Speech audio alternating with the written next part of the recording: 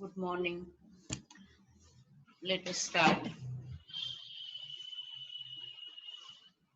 तुमच्या लक्षात असेल तर मी तुम्हाला सांगितलं होतं की बिल ऑफ एक्सचेंज हे अनम्यूट झालंय कोणाचं तरी, म्यूट करायला पाहिजे सगळ्यांनी.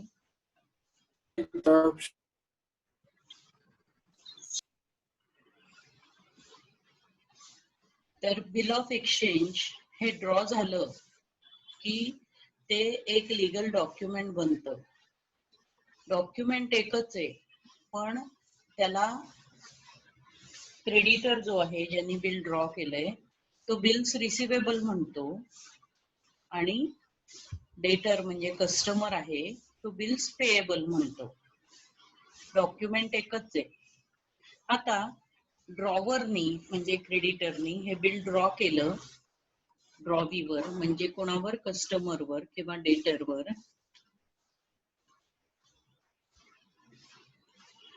तर त्यांच्यामध्ये ट्रेड रिलेशनशिप निर्माण होते. Trade relationship. आता हे बिल ऑफ एक्सचेंज ड्रॉवरच्या दृष्टीने म्हणजे जो सप्लायर आहे क्रेडिटर आहे त्याच्या दृष्टीने बिल्स रिसिवेबल असतं, म्हणजे त्याची ती ऍसेट असते. ही ऍसेट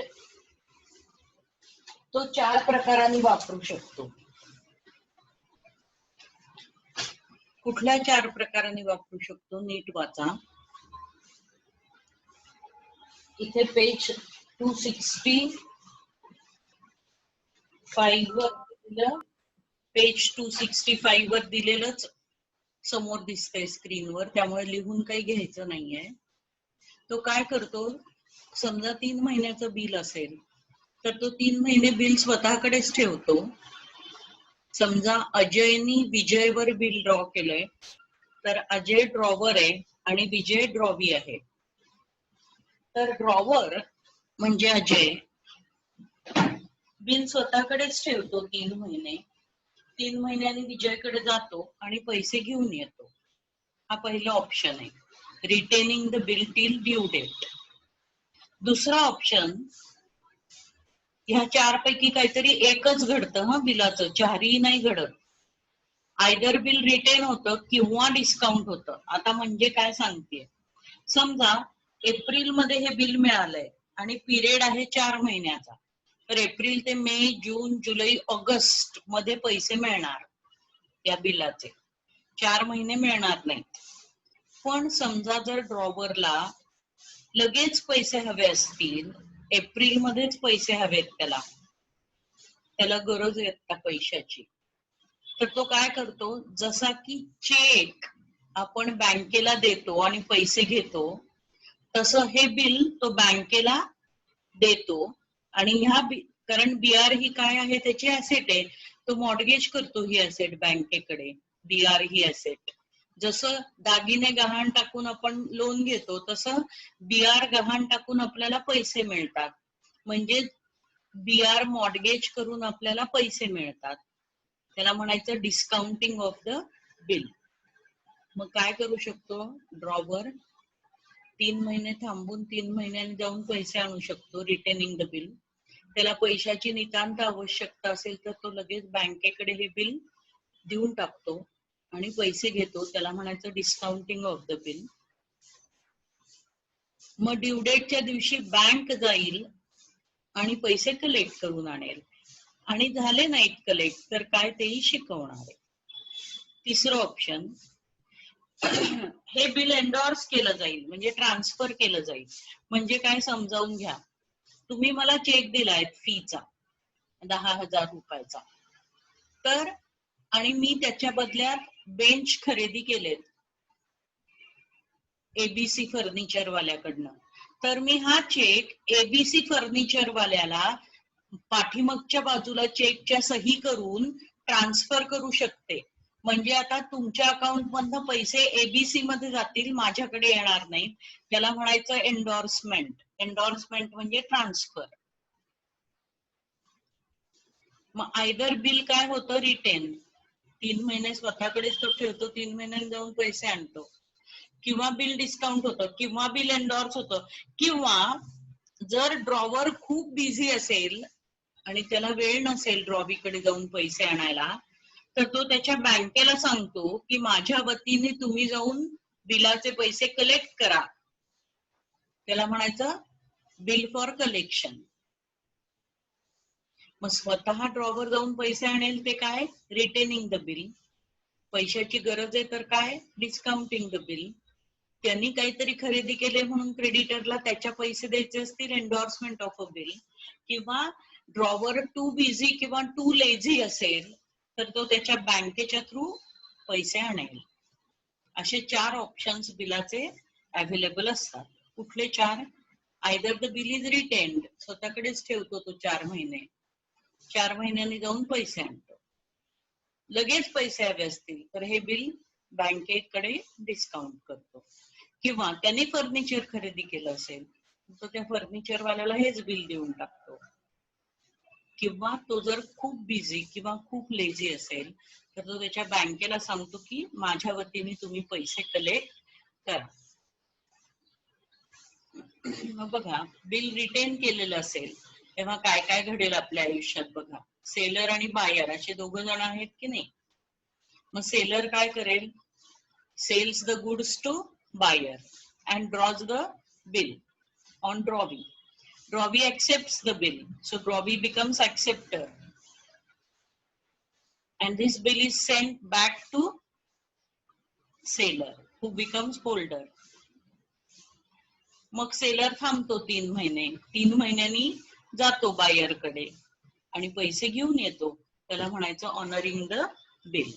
ऑनरिंग म्हणजे काय, बिलाचे पैसे मिळतात, आणि डिसऑनर म्हणजे काय, बिलाचे पैसे मिळत नाही. सिच्युएशन कळलीये. आता आपण प्रॉब्लेमला सुरुवात करणार आहे. त्यापूर्वी एकदा पेज 266 वर तुमच्या बुक मध्ये आहेत एंट्रीज. बघा स्क्रीनकडे एंट्रीज साठी.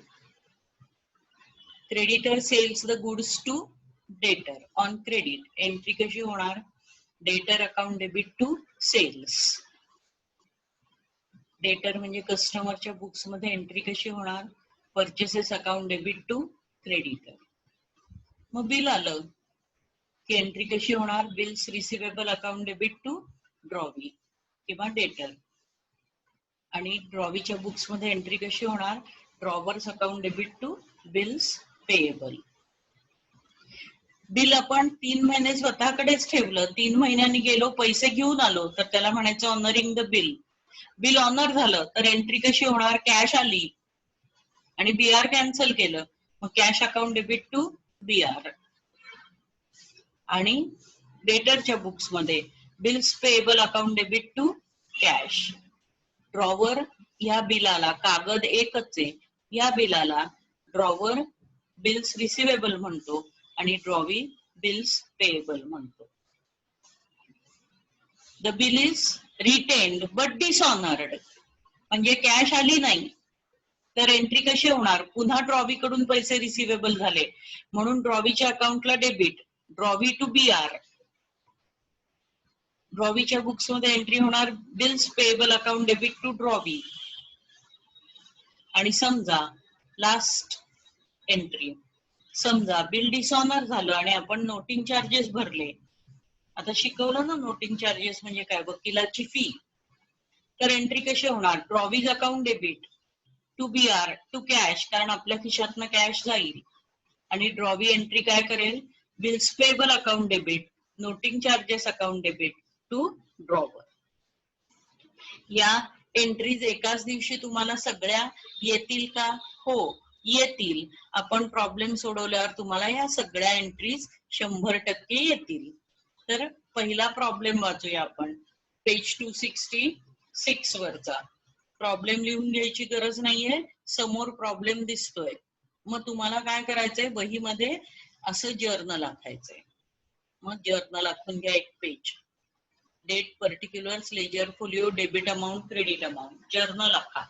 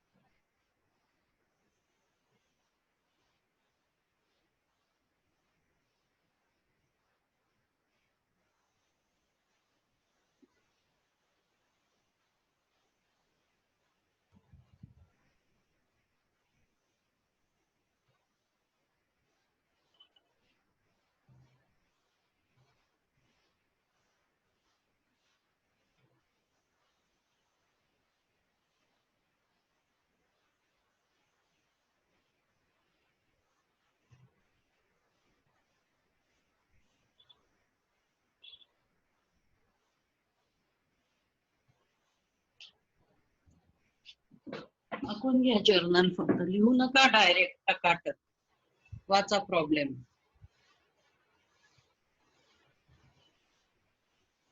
On 1st June Pratap sold goods to Sujit. आता सप्लायर कोण आहे? प्रताप, म्हणजे तो क्रेडिटर. कोणाला गुड्स विकले? सुजित, म्हणजे सुजित कस्टमर आहे. हे कळलं? मग वाचा. On 1st June Pratap sold goods to Sujit worth ₹82,000 and Sujit accepted the bill for 2 months. सुजितनी 2 महिन्याचं बिल ऍक्सेप्ट केलं. आता मला सांगा, 1 जून पासून 2 महिने मोजा. 1 जून ते 1 जुलै ते 1 ऑगस्ट.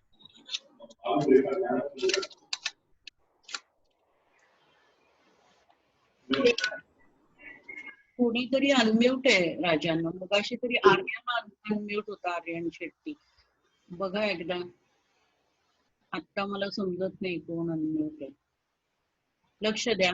1 जून पासून 2 मंथ्स काउंट करा. 1 जून पासून 1st June to 1st July, 1st August and 3 days of grace. म्हणजे 4 ऑगस्ट ड्यू डेट आली. कळलंय का कळलं नाहीये?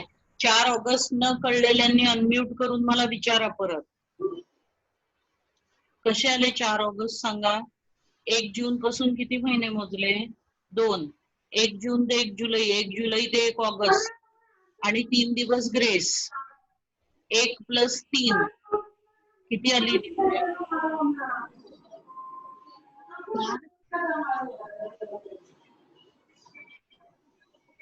घरातल्या भांडणाचा आवाज ऐकू येतोय. अनम्यूट राहिलंय कोणीतरी. जरा प्रत्येकाने स्वतःकडे बघा.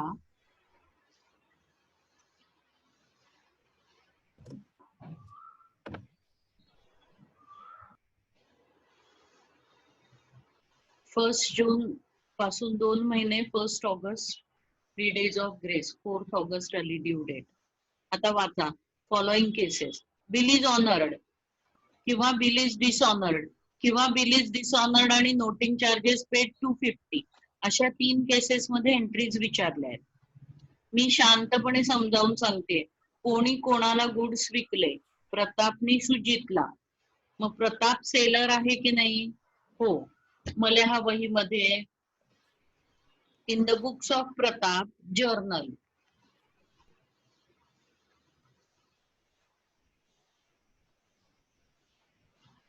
In the books of Pratap journal.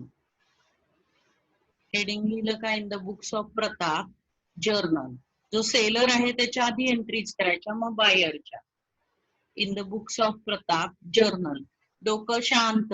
1 जूनला प्रतापनी सुजितला गुड्स विकले, तर जर्नल एंट्री काय येईल 1 जूनला? Sujit account debit to sales account येईल की नाही ही एंट्री? नॅरेशन काय येईल? Being goods sold. मला हा पहिली journal entry 2019 June 1.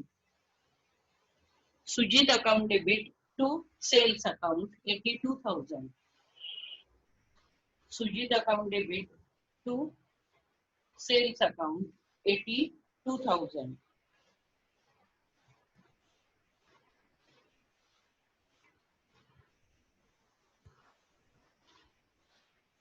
Sujit account debit to sales account 82,000. 82,000.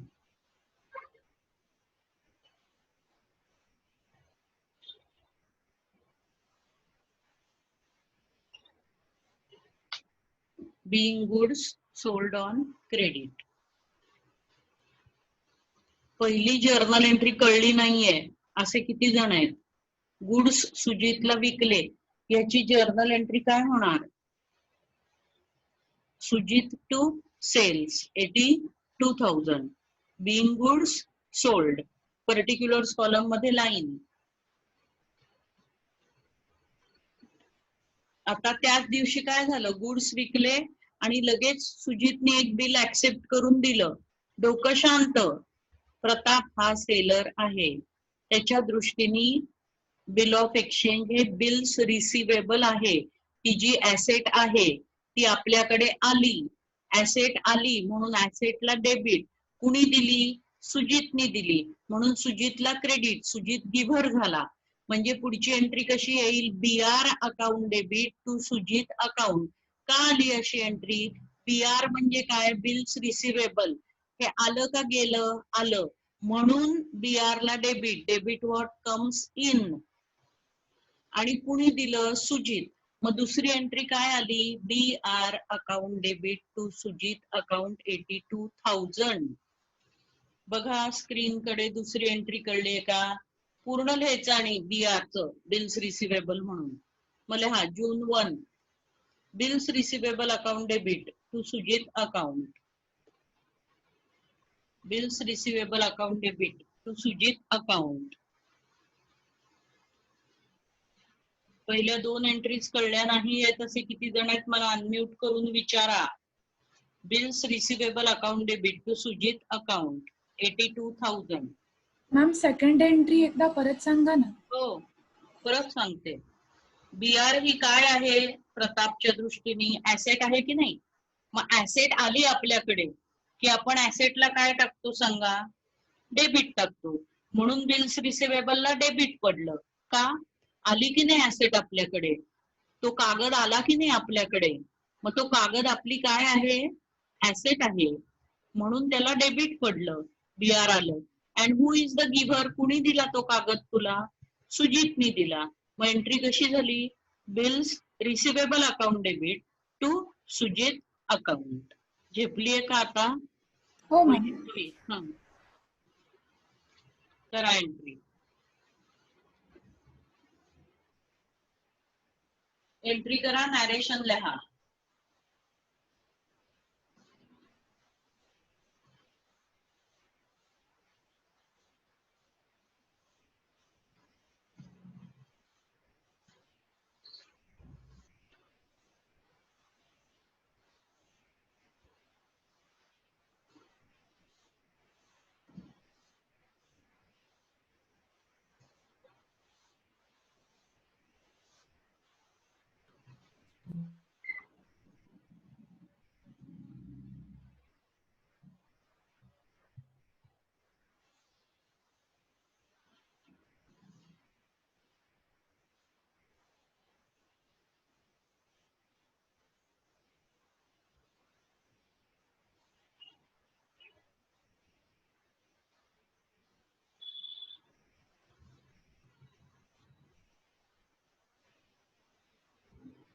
सांगा पहिली एंट्री समजली?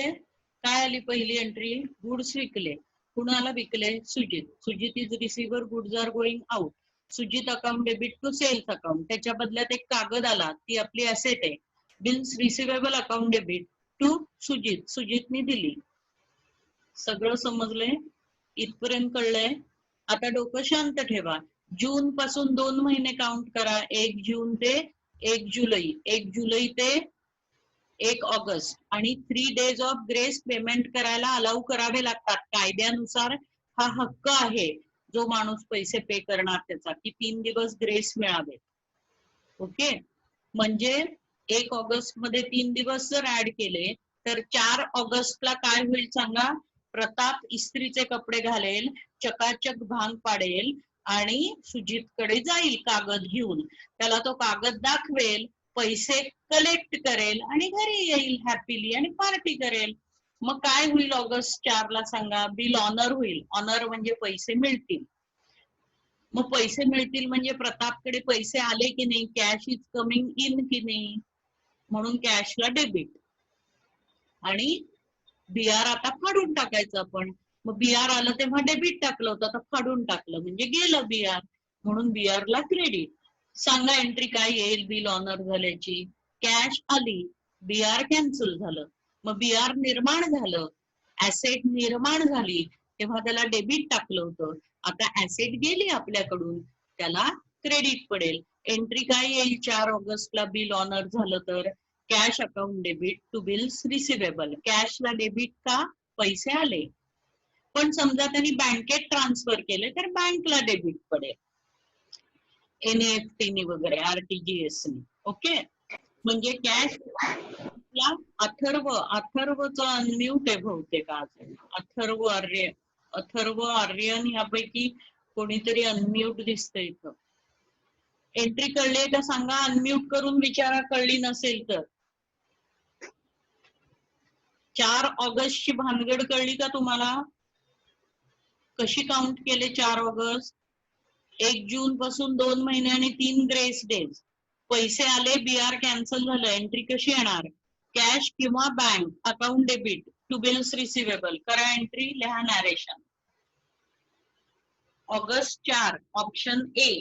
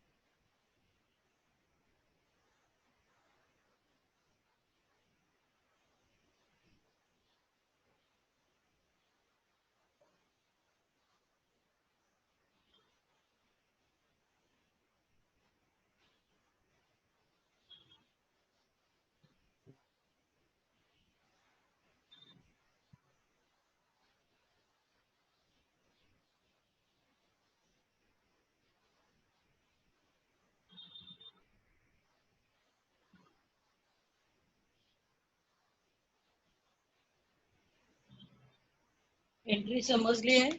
Cash account debit to BR. पहिल्या 3 एंट्री सांगा मला कळल्या का? वस्तू विकल्या, सुजित टू सेल्स 82,000. बीआर आलं, बीआर टू सुजित 82,000. आता कॅश आली, बीआर फाडून टाकलं. Cash account debit to BR. Bill is honoured. पण जर त्याच्याकडे पैसे नसतील आणि तो म्हणला नाही रे, तू आलायस इस्त्रीचे कपडे घालून छान, पण कॉफी पिऊन जा, पैसे नाही देत मी आज, नाही येत माझ्याकडे पैसे, तर बिल काय होईल बाळांनो? डिसऑनर होईल की नाही? म्हणजे बिल आयदर ऑनर होईल किंवा बिल डिसऑनर होईल. ऑनर होईल म्हणजे काय? पैसे मिळतील, पार्टी करायला मिळेल. आणि डिसऑनर होईल म्हणजे काय? पैसे मिळणार नाहीत.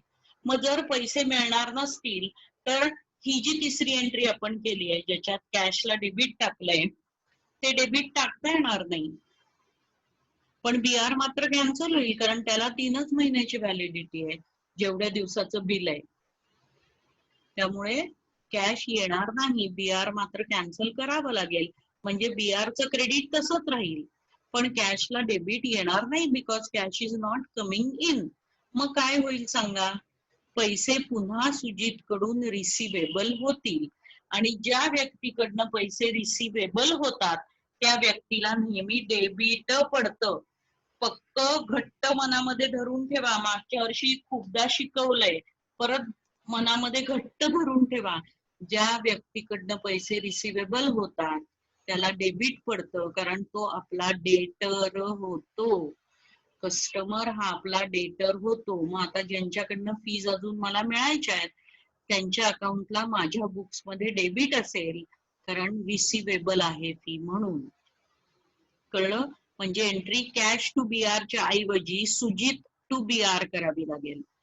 कळलंय का कळलं नाहीये? कळलं नसेल तर अनम्यूट करा. डिसऑनरची एंट्री कशी होणार? कॅश आली नाही, रिसिवेबल झाली कॅश सुजित कडून, म्हणजे कॅश टू BR च्या ऐवजी सुजित टू BR अशी एंट्री येणार आहे डिसऑनरची. समजली नसेल तर अनम्यूट करून विचारा. बिल आयदर ऑनर होईल, परीक्षेत आयदर ऑनर ची एंट्री करावी लागेल किंवा डिसऑनरची. दोन्हीही करून तुला घे काय पाहिजे ते असं म्हणायचं नाही एक्झामिनरला.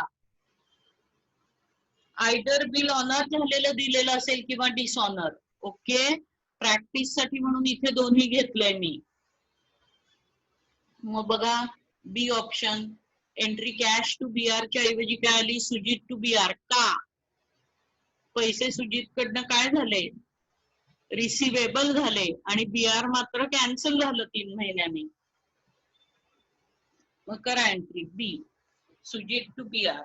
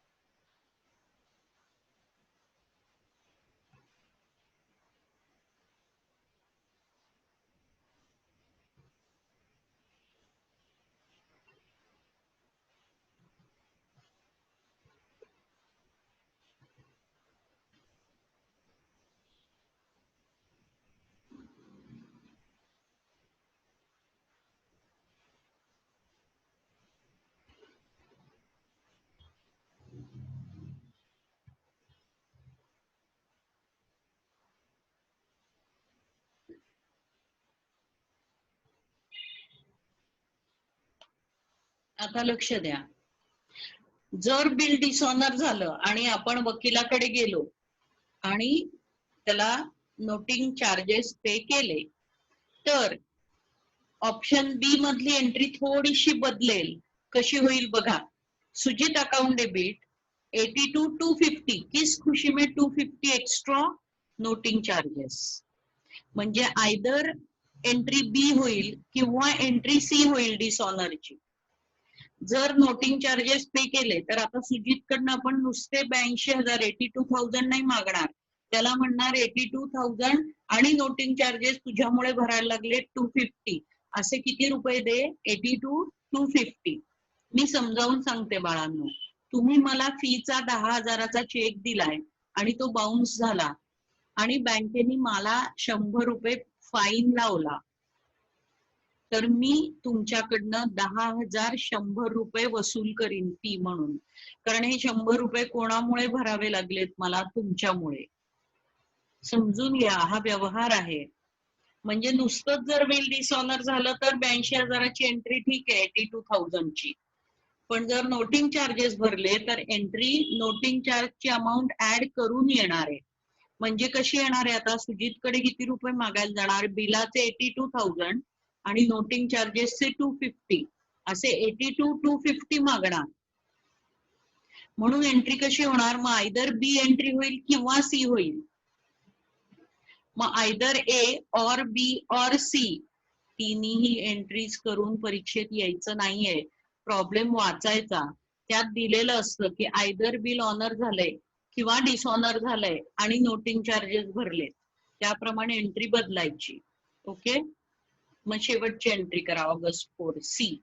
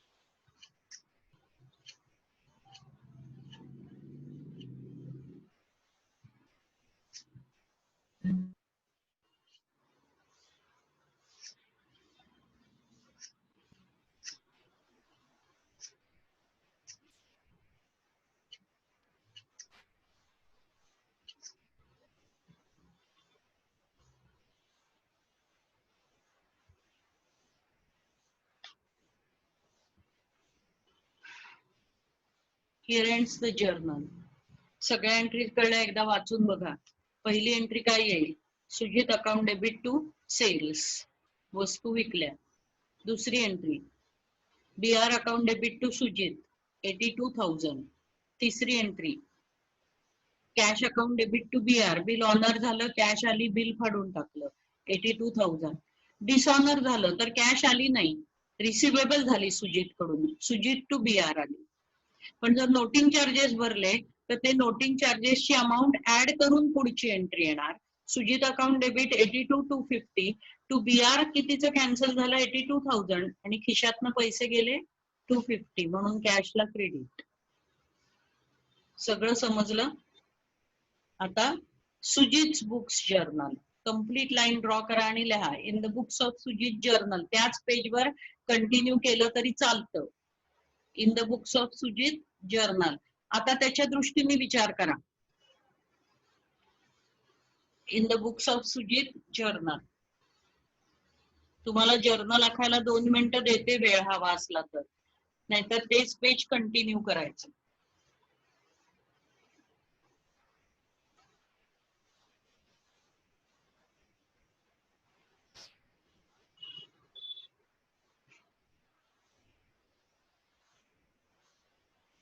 MES कॉलेज सुरू झालंय का? अनम्यूट करून सांगा. नाही ma'am. Okay.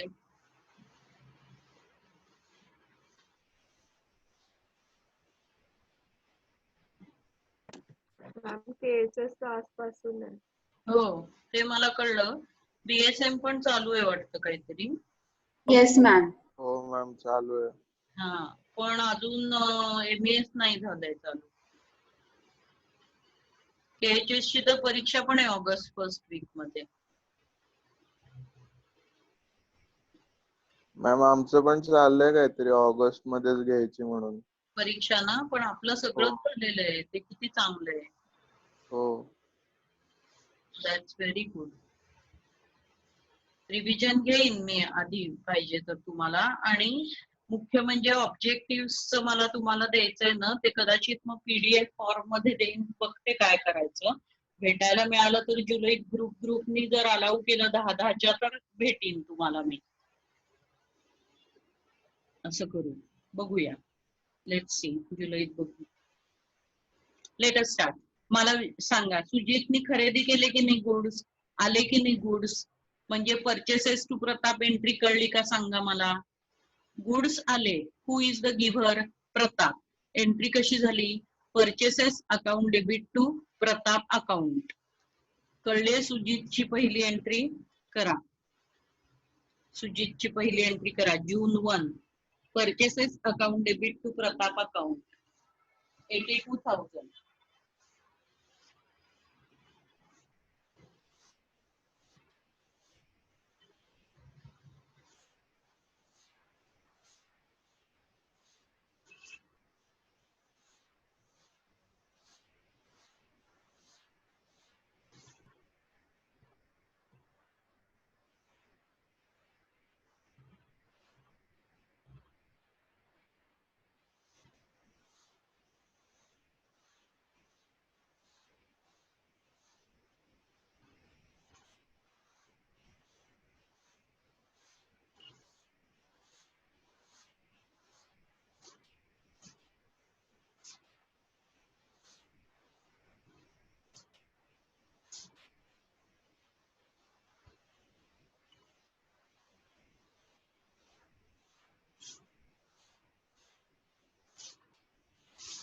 Purchases account debit to Pratap 82,000 being goods purchase.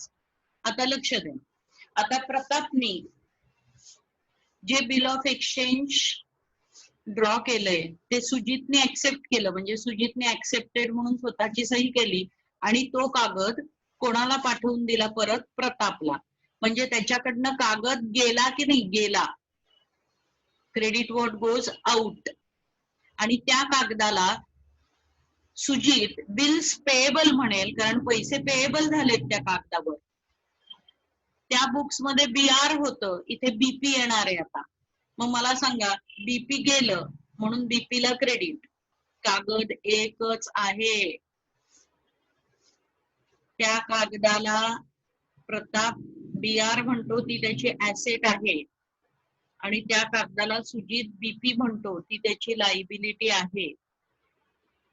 मग कोणाला मिळाला हा कागद, प्रताप. Pratap is receiver. कागद गोज आउट. एंट्री कशी होणार, Pratap account debit to bills payable account. कागदाला सुजित काय म्हणणार, बिल्स पेएबल म्हणणार. मग एंट्री कशी होणार, प्रताप अकाउंट डेबिट, का रिसिव्हर आहे, टू बीपी, का बीपी गोज आउट. मग दुसरी एंट्री काय झाली सांगा मला. Second entry, Pratap account debit to bills payable. करा मग एंट्री दुसरी, Pratap account debit to bills payable.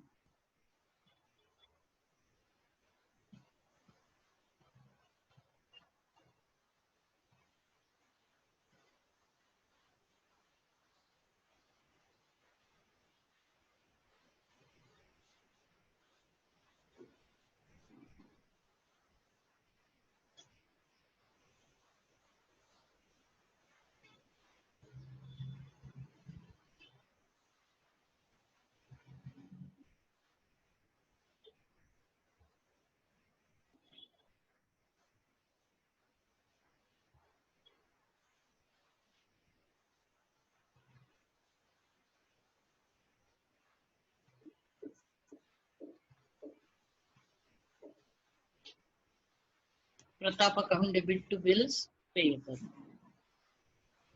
आता बिल्स पेएबल ही लायबिलिटी आहे. लायबिलिटी क्रिएट केली तेव्हा क्रेडिट पडलं. सगळ्या असेट्सना डेबिट बॅलन्सेस असतात आणि लायबिलिटीजना क्रेडिट. आता मला सांगा, ड्यू डेटच्या दिवशी, ड्यू डेट किती आहे, 4 ऑगस्ट, काय होईल, बीपी कॅन्सल होईल. बीपी निर्माण केलं तेव्हा बीपीला क्रेडिट दिलं, आता कॅन्सल होईल म्हणजे बीपीला डेबिट. आणि आपल्या खिशातनं कॅश जाईल, कॅशला क्रेडिट. तिकडे ज्या एंट्रीज आहेत त्याच्या उलट्या येतात इथे सगळ्या एंट्रीज. मग एंट्री कशी होणार, bills payable account debit to cash being bill honoured.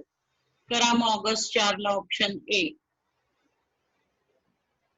आणि आज 100% घरी एंट्रीज परत परत वाचायच्या आहेत, म्हणजे उद्यापासून प्रॉब्लेम नीट कळेल परत. कारण या प्रॉब्लेम मध्ये जर्नल एंट्रीजच विचारतात, कंपल्सरी प्रॉब्लेम आहे. आणि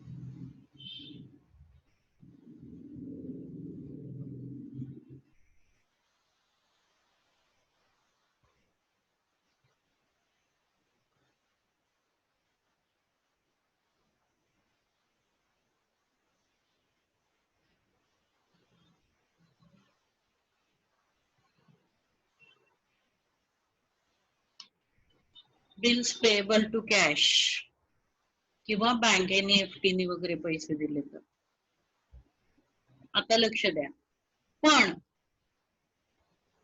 आपण पैसे देऊ शकलो नाही, सुजित पैसे देऊ शकला नाही, तर बिल डिसऑनर होईल. सुजितने पैसे दिले नाहीत तर बिल काय होईल? डिसऑनर. म्हणजे कॅश गेलीये असं होणारच नाही. बीपी मात्र कॅन्सल होईल. म्हणजे बीपीचं डेबिट तसंच राहील, पण कॅश मात्र जाणार नाही. आता पैसे पेएबल होतील प्रतापला. पैसे रिसिवेबल झाले की त्या व्यक्तीला डेबिट पडतं, पेएबल झाले की क्रेडिट पडतं. हे जर कळलेलं नसेल 11वीत तुम्हाला, तर तुम्हाला कुठलीही नोकरी झाडूवाल्याची सुद्धा मिळणार नाही.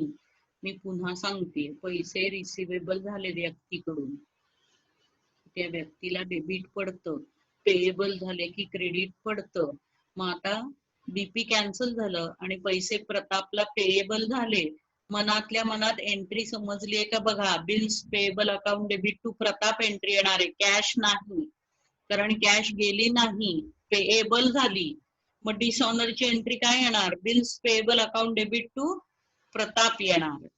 कॅशच्या जागी कुणाचं नाव येणार? प्रताप. करा मग एंट्री.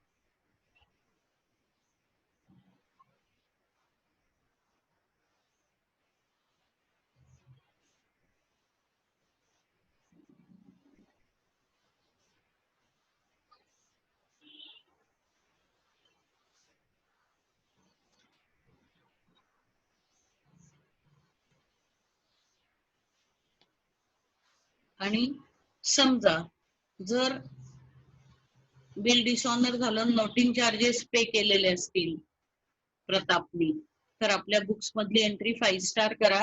ही एंट्री खूपदा चुकवतात मुलं. याच्या बुक्स मध्ये काय होणार आहे बघा? Bills payable account debit 82,000.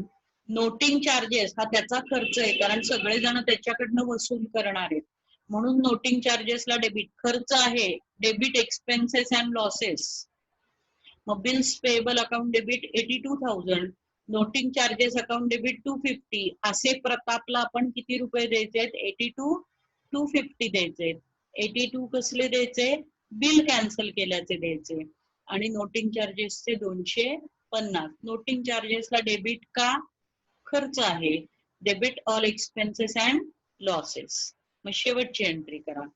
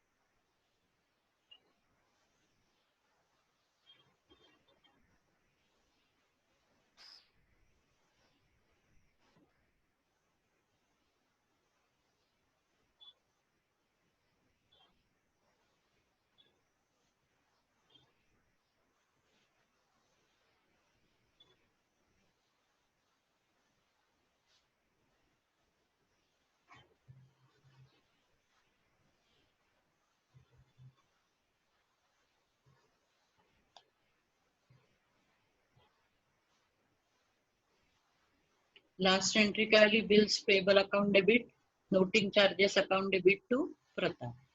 Okay.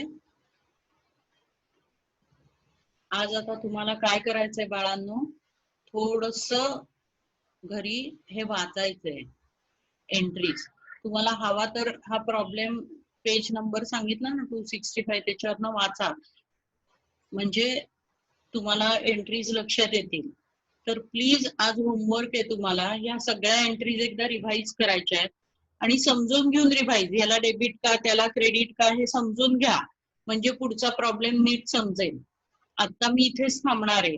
आता आपलं शेड्यूल कसं झालेलं आहे, 8:30 सोमवार बुधवार शुक्रवार मी अकाउंट्स घेते, मंगळवार गुरुवार शनिवार मॅथ्स आणि इंग्लिश होतंय तुमचं. सध्या तरी हे शेड्यूल कंटिन्यू करतोय आपण. आणि मला सांगायचंय, ज्यांचं सेकंड इन्स्टॉलमेंट ड्यू आहे त्यांनी आता भरायचंय जून मध्ये, म्हणजे आता 10 तारखेपर्यंत पुढचं इन्स्टॉलमेंट. पहिलं तुम्ही मे मध्ये भरलंय. आणि ज्यांनी काहीच फी भरली नाहीये त्यांनी आता भरायला सुरुवात करायची आहे फीज. पर्सनल मेसेजेस त्यांना मी जमलं तर टाकीन की फीज राहिल्यात तुमच्या म्हणून, पण तुम्ही तुमच्या पेरेंट्सना सांगा आता इन्स्टॉलमेंट भरायचे आहेत. बँकेचे डिटेल्स तुमच्याकडे आहेत, नसतील तर परत एकदा पाठवायला सांगते सरांना. पण फीज भरायच्या आहेत, आता फीज पूर्ण भरायच्या आहेत. Okay. So see you on Wednesday for accounts. Bye. See you. उद्या मॅथ्स आहे. Bye.